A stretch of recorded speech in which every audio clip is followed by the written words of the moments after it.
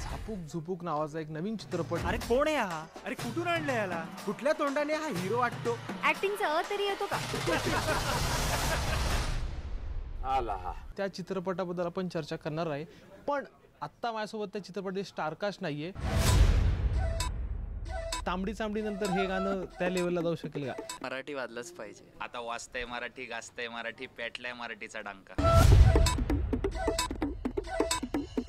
आई लेका चल साईड दे, नाही तर तोडून टाकन सगळे मी. काय दे माझी दहशत तुला नाही माहितीये, मी गार करणी एकाच मग फाईटीत तुझी नाही लायकी. तुझे भामटा तुला दाखवतो माझी मी क्षमता. एका बुक्कीत टेंगूळ दिला गोलीगत शॉट म्हणून फिदा झाली माझ्यावर जनता. नको करू माझ्यासोबत तो धंदा, कारण वाचतोय माझा चांका. अरे तिथे तिथं गाला सुट बिट, जाळा भूत बित नाही बघा तिथं भात. मला कोण नाही रोकत, कोण नाही टोकत, रान म्हणत फिरतो मी एकटा. माझी आई बरी माता सांगतो मी तिची कथा. तुम्ही कशाला मग मला खाली लेखता, तुम्ही कशाला मग मला खाली खेचता. नका करू तुम्ही माझ्यासोबत चेष्टा. मी वाचतोय मराठी, गाजतोय मराठी, पेटलाय मराठीचा एवढे दिवस काम करतोय, सोशल मीडियावर तुम्हाला प्रेम मिळतंय, पण किती म्हणा सोशल मीडिया एक अनदर पार्ट आहे, यूट्यूब एक अनदर. पण स्क्रीन 70 mm ती मोठी स्क्रीन, असं बघायचं, असं साऊंड बिऊंड वगैरे ठीक आहे. क्लबला पण एक मजा असते, पण स्वतःचं काम एका मोठ्या पडद्यावर बघणं आणि त्यासोबत एवढं मोठं नाव म्हणजे केदार शिंदे सारखं नाव तुमच्या प्रोफाईलला लागणं, ती फिलिंग आहे.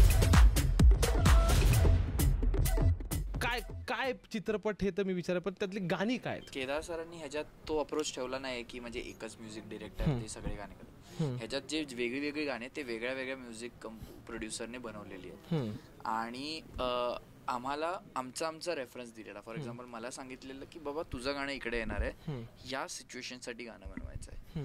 दुसरे जे कंपोजर्स आहेत त्यांना त्यांची सिच्युएशन दिली आहे. आणि हे मी असं मराठी मूवीमध्ये, बॉलिवूडमध्ये पण बघितलं नाहीये असं कधी होतं. हे बाहेरची कॉन्सेप्ट आहे हॉलिवूडमध्ये जे मूवीज येतात, ज्याच्यात वेगळा वेगळा व्यक्ती वेगळे वेगळे गाणं. हा ऑब्व्हियसली ते बॅकग्राऊंड स्कोर वगैरे कोणतरी एकच व्यक्ती करत असेल, पण हे अशा टाईपचं हे केदार शिंदे सरच असं काहीतरी वेगळं वेगळं जेव्हा आणतात तर आपल्याला एक्सपिरियन्स करायला भेटतं. कारण की प्रत्येक कंपोजरने त्या पिक्चरला वेगळ्या पद्धतीने पाहिलंय. मी त्याचा सूरजवाला भाग फोकस केलाय. चंदन सरांनी जे गाणं बनवलंय, जे आता थोडं ट्रेलर मध्ये तुम्ही ऐकताय, ते त्या पर्टिक्युलर एक सीन साठी बनवलेलं आहे. सो अशा अप्रोच मध्ये हे काम झालेलं आहे. सो गाणी मी जरी जेवढे ऐकलेत मला सगळे आवडलेले आहेत, ते आता हळूहळू पुढे पुढे येतीलच.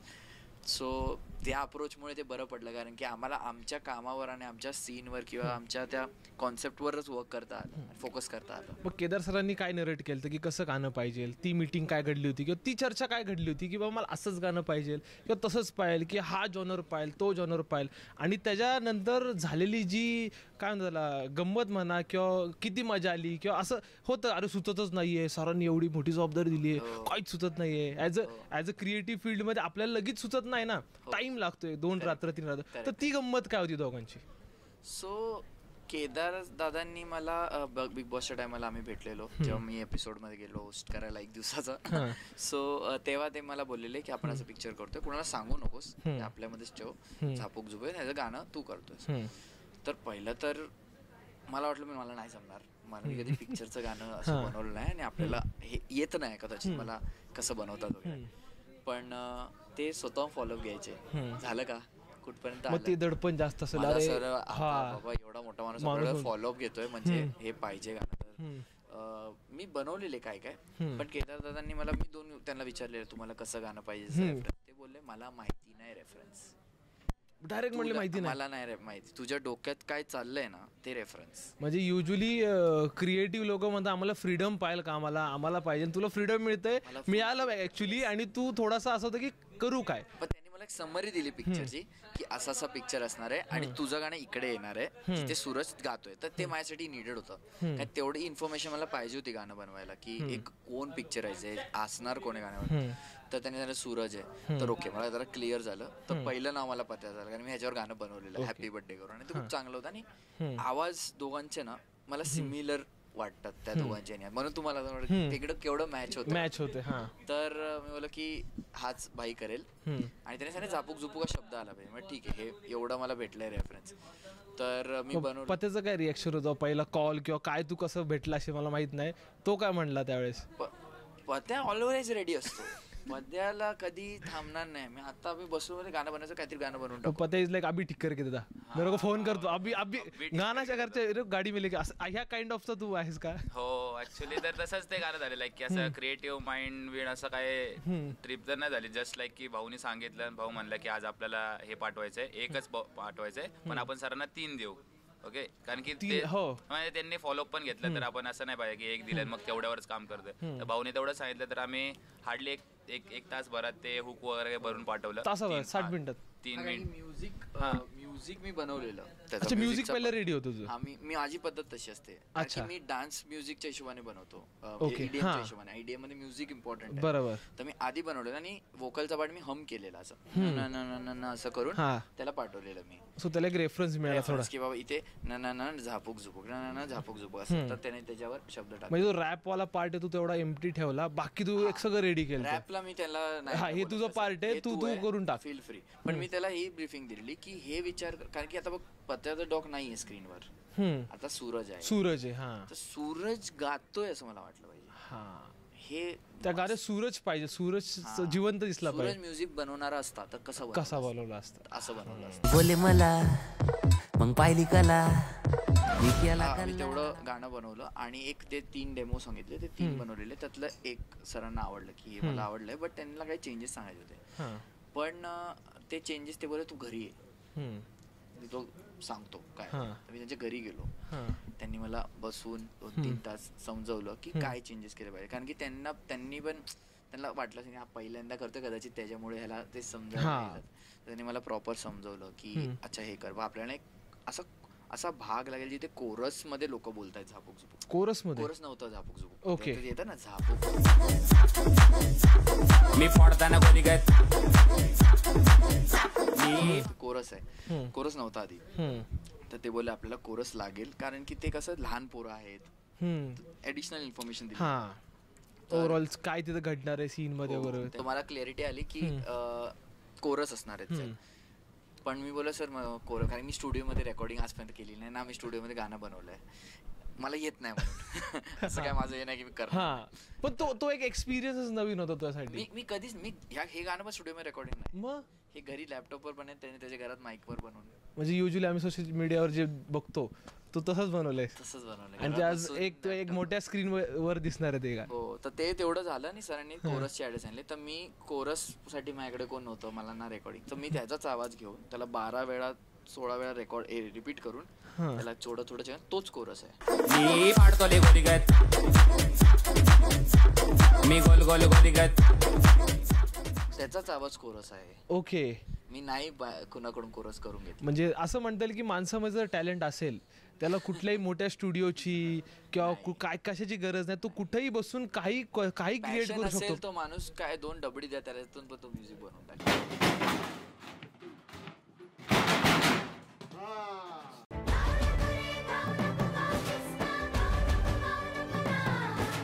क्या बात आहे. पत्त्याचं आपलं स्टोरी अर्धी राहिली की त्यानंतर ते काय घडलं. आता ह्यांनी म्युझिक बनवली होती, एकदम तुझ्याकडे आली. मला तो 60 सेकंदाचा प्रवास मला तुझ्या ऐकायचा की कसं ते शब्द तू पकडले, काय केले, किंवा तू गाऊन दाखवले ना आता, तर अजून मजा येईल. तो वालाच पार्ट ऐकू शकतो, कारण की लाईक की तो लाईक की मी ट्राय केलं, कारण की आपण पण मातीतले पोर आहेत, तो पण मातीतला आहे, तर थोडंसं फील करायला इझी जाऊ शकतं नाही का, कारण की तो पण गावाकडे राहायचा, मी पण लहानपणी गावाकडचे दिवस बघितलेत.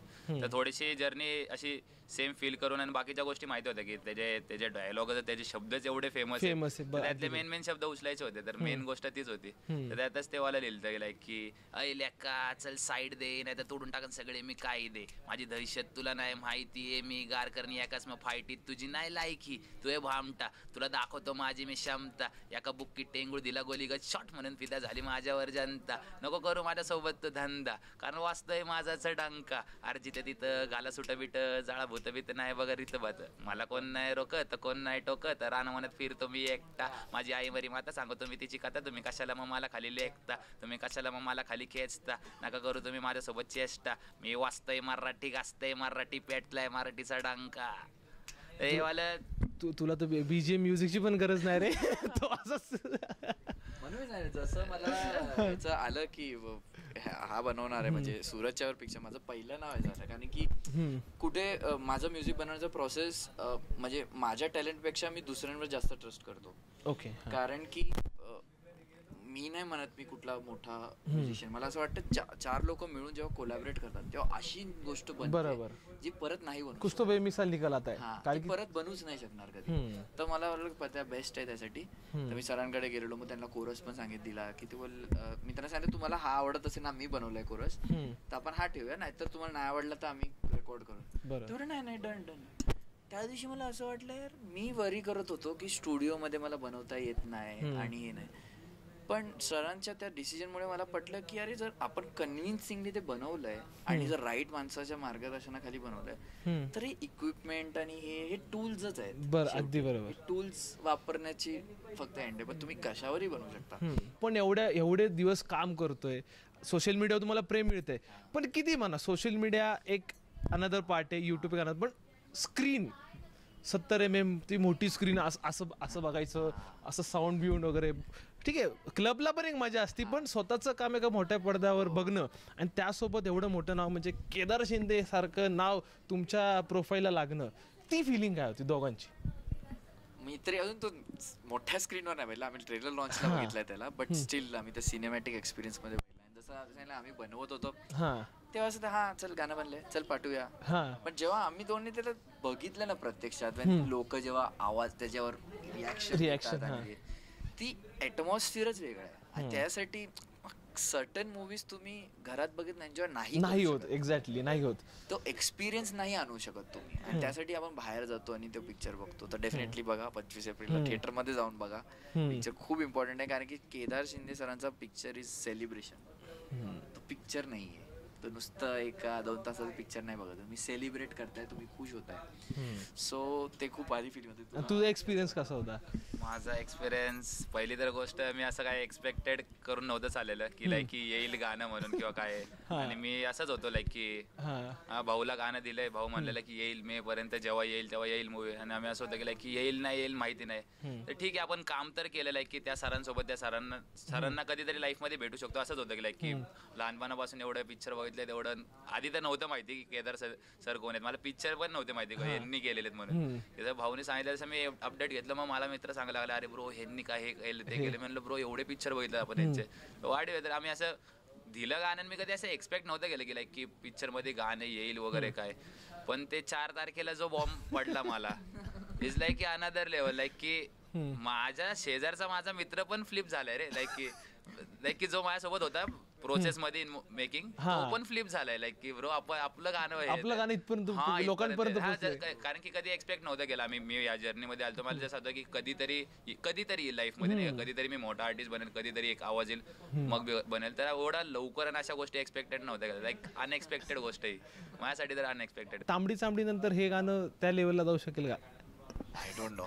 आणि मी जसं सर मला बोलतात काम करायचं मग विसरून जायचं, लोक सांगतील तुला काय केलंय. शेवटचं लोकांना, प्रेक्षकांना काय सांगशील या पिक्चर बद्दल आणि गाण्याबद्दल? पिक्चर तर ॲज आय सेड, केदार सरांचा मूवी हा एक सेलिब्रेशन असतो आणि तुम्ही थिएटरमध्ये बघूनच तो एक्सपिरियन्स करू शकता. आणि आता गाण्यावर एवढं प्रेम दिलंच आहे, बघतोय सगळे त्याचे, मी कमेंट सुद्धा बघतोय, अशा जागी ते पोचतोय, लोकांना खूप आवडतंय. माझे मित्र वैतागलेत, ते बोलतात तो फोन उघडला आमचा तुझंच गाणं येतं सारखं. मी बोला आता अजून येणार आहे, तुम्हाला अजून वैतागायचंय. सो खूप फन झालेलं, खूप सगळ्यांनी मनापासून काम केलं. खास करून सूरजने त्याने खूप मेहनत करून हे पिक्चर सारखी गोष्ट केली. ही सोपं नाहीये, एक म्हणजे डायलॉग्स करणं आणि एक अख्खी पिक्चर फुल लेंथ बनवणं. सो खूप लोकांनी मेहनत केली आहे. डेफिनेटली जावा, तुम्ही एकदा बघा. आणि मला तर माहिती आहे बाबा पिक्चरची स्टोरी, आणि मला माहिती आहे ते हिट होणार आहे. तर तुम्ही पण बघा आणि एक्सपिरियन्स करा ते थिएटरमध्ये. बरेच गोष्टी तुम्ही ट्रेलरमध्ये बघून तुम्ही बघितले, त्याचे निम्मे पण गोष्टी पिक्चरमध्ये अजून म्हणजे सगळे रिव्हील नाहीये. तर पिक्चरमध्ये तुम्हाला खूप मजा येणार, पण तुम्ही शॉक होणार काय गोष्टी जे तुम्हाला बघायला भेटणार त्या पिक्चरमध्ये. नक्कीच.